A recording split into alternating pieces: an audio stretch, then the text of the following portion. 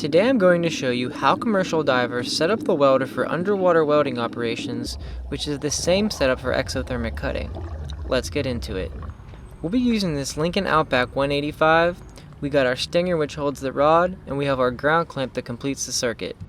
For underwater welding, we always use DC and we never use AC, and I'll cover why in part 3 of this video, but for now, here's the setup.